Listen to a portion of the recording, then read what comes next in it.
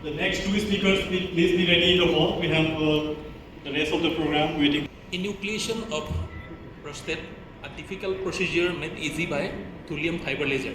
Not like what I do, what if you do not agree with what I am doing, but as Lord Krishna enlightened Arjuna in the word of Kurukshetra, that Parivartanam eva sthiramasti, the only constant thing in this universe is change. So whatever we are doing, whatever you are doing, everything will change in due course.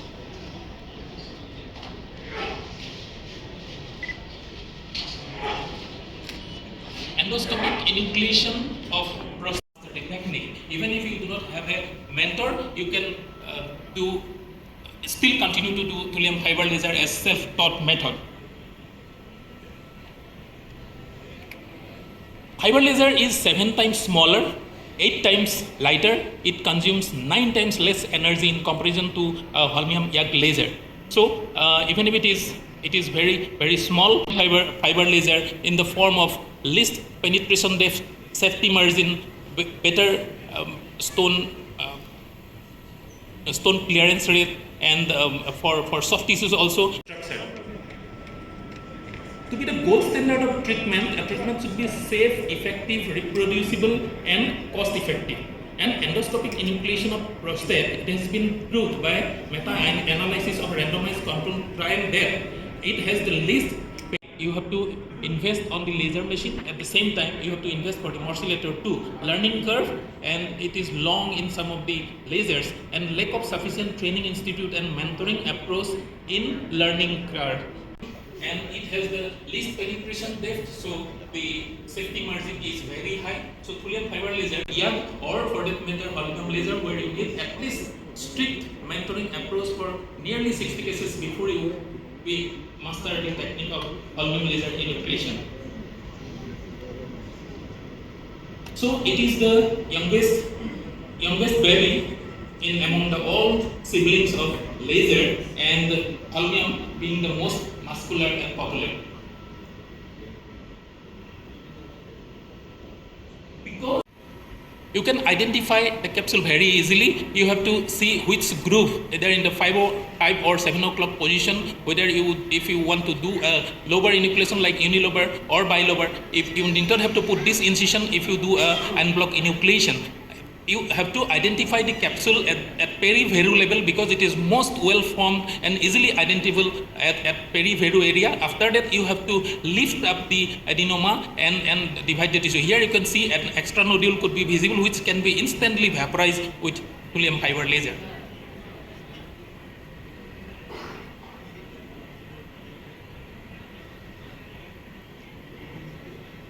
Here another laser is the solid state thulium YAG laser. It's a very good laser for cutting and vaporization. But as you can see that once I fire the laser, you could see that there is carbonization and leading to charring. So you will feel it very difficult to identify the adenoma and the capsule, and it is very difficult to remain in the correct plane, because the charring will lead to lots of difficulty in identifying the capsule and remaining so in that plane all throughout during the enucleation process.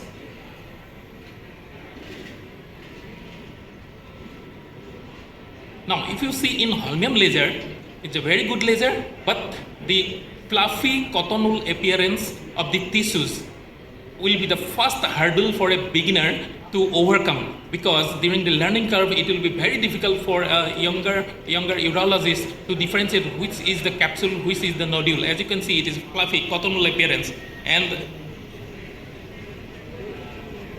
this is the first hurdle. And after that, as holmium YAG laser is a splitting laser, and you cannot do pinpoint coagulation the way or efficiently a thulium fiber laser can do.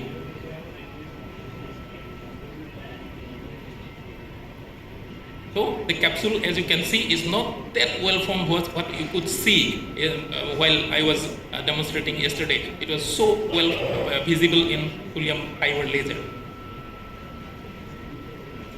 I'll show a small modification of a new technique of en bloc enucleation I developed at my place at Institute of Urology and Kidney Diseases, Guwahati. So here, what I do, I enter into the proper plan, peri-veru at 7 o'clock position, and after that, anti-clockwise, you can see that I'm making the early mucosal release at the level of verumontanum starting at 5 o'clock position, then where the prostate will be much straighter to what we actually used to do in a 6 o'clock position, where the prostate is like an apple.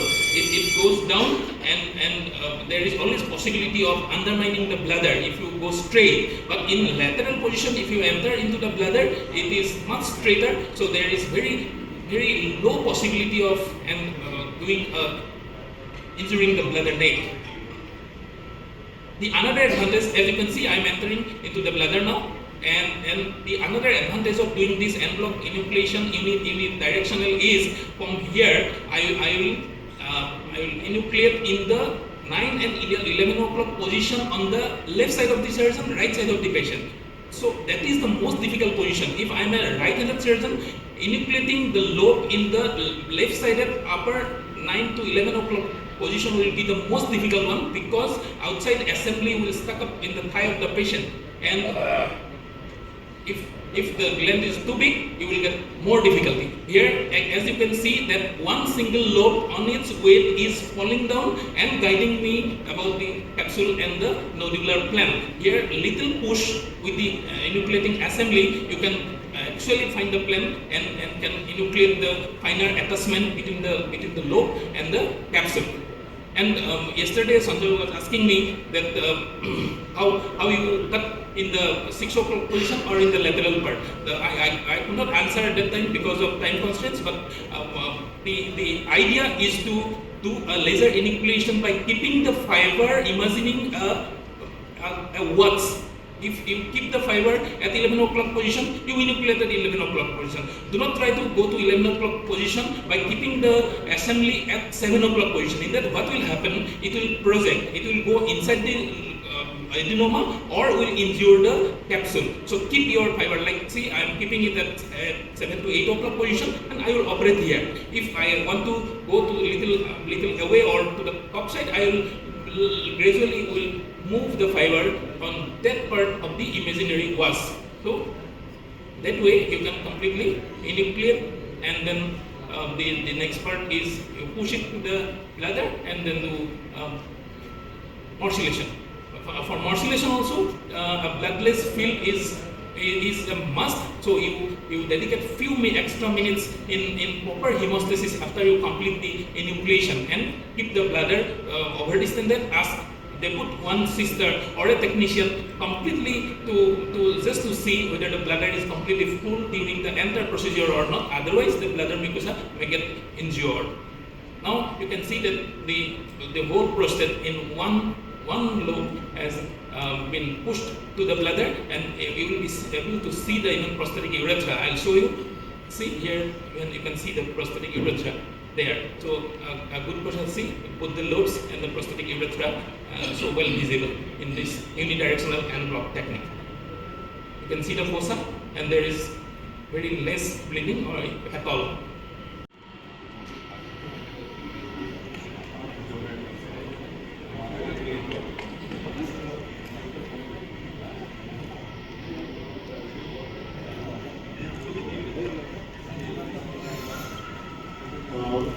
Memento to Dr.